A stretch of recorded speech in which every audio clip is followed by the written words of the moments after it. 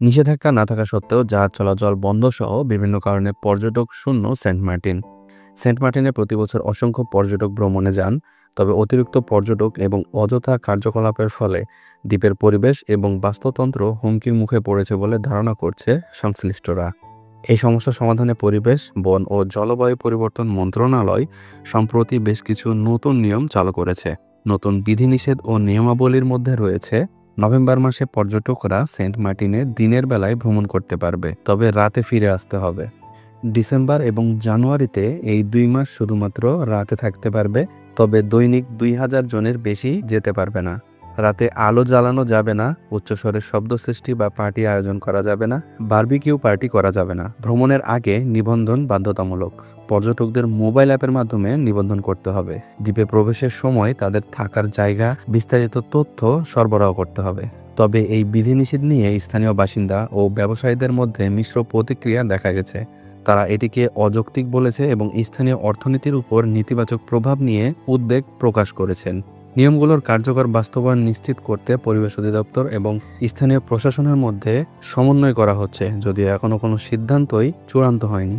এ বিষয়ে অনেকের অনেক মতামত, তবে আপনার মতামত অবশ্যই কমেন্টে জানাবেন। তবে এই সমস্যা দ্রুত যাতে সমাধান হয় এটা আমাদের চাওয়া, এবং বিধিনিষেধ যেগুলোই হোক সেটা যাতে যুক্তিসঙ্গত হয়। সমস্যার সমাধান হলে কিভাবে যাবেন সেন্ট মার্টিনে, চলুন জেনে নেওয়া যাক। সেন্ট মার্টিন বাংলাদেশের একমাত্র প্রবাল দ্বীপ, যা পর্যটকদের জন্য প্রকৃতির এক অনন্য স্বর্গ। কবে এই দ্বীপে ভ্রমণ করবেন তা পরিকল্পনা করার সময় সঠিক মৌসুম বেছে নেওয়া খুবই গুরুত্বপূর্ণ। সেন্ট মার্টিন ভ্রমণের সবচেয়ে উপযুক্ত সময় হলো অক্টোবর থেকে মার্চ পর্যন্ত। এ সময় আবহাওয়া ঠান্ডা থাকে। এ সময় দ্বীপে প্রবাহিত ঠান্ডা বাতাস এবং পরিষ্কার আকাশ প্রকৃতিকে উপভোগ করার জন্য আদর্শ পরিবেশ তৈরি করে। শীতকালে সমুদ্র শান্ত থাকে, তাই যাত্রা তুলনামূলক নিরাপদ এবং আরামদায়ক হয়। শীতকালীন রাতগুলো বিশেষ রোমান্টিক। চাঁদের আলোতে সমুদ্রের ঢেউর সৌন্দর্য দেখার জন্য এটি সেরা সময়। শীতকালে পর্যটকদের ভিড় বৃদ্ধি পায়, বিশেষ করে ছুটির দিনগুলোতে। তাই ভ্রমণের আগে হোটেল বুকিং নিশ্চিত করা খুবই গুরুত্বপূর্ণ। পিক সিজনে হোটেল ভাড়া অনেক বেড়ে যায়, তাই পরিকল্পনা করার সময় বাজেটের কথা মাথায় রাখবেন। সেন্ট মার্টিন ভ্রমণের স্বপ্ন পূরণ করতে হলে সঠিক পথে এবং সঠিক পরিবহনে যাত্রা অত্যন্ত গুরুত্বপূর্ণ। ঢাকা থেকে সেন্ট মার্টিন পৌঁছানোর পুরো প্রক্রিয়াটি সাধারণত 2টি ধাপে সম্পন্ন হয়।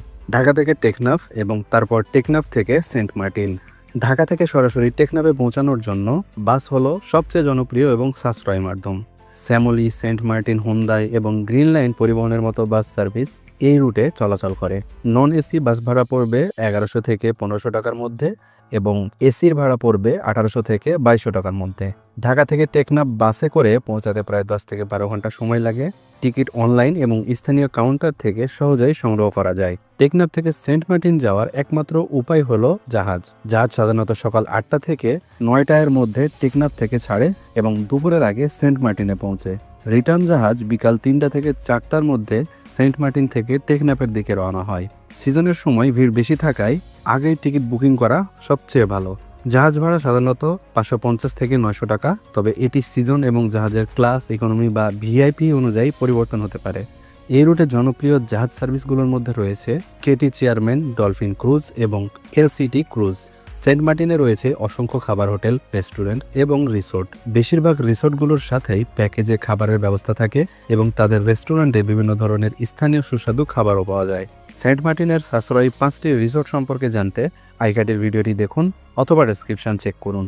সেন্ট মার্টিনের মতো মনোমুগ্ধকর দ্বীপে ভ্রমণ করা মানেই শান্তি আর আনন্দ, তবে যাত্রা ঝামেলামুক্ত করতে হলে কিছু বিষয় মাথায় রাখা জরুরি। সেন্ট মার্টিন ভ্রমণে সময়সূচি মেনে চলা অত্যন্ত গুরুত্বপূর্ণ, বিশেষ করে জাহাজের সময়সূচি। জাহাজের টিকিট আগে থেকে নিশ্চিত করার চেষ্টা করবেন, বিশেষ করে পর্যটনের মৌসুমে।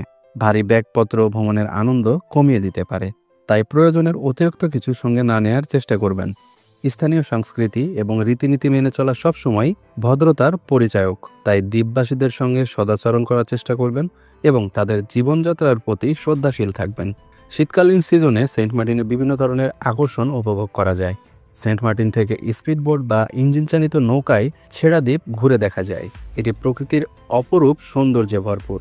এই মৌসুমে স্থানীয় রেস্টুরেন্টে তাজা সামুদ্রিক মাছ এবং লবস্টারের স্বাদ নিতে ভুলবেন না। দ্বীপ জুড়ে ঘুরে বেড়ানোর জন্য সাইকেল ভাড়া করতে পারবেন। এটি পরিবেশ বান্ধব এবং মজার একটি অভিজ্ঞতা এনে দেবে।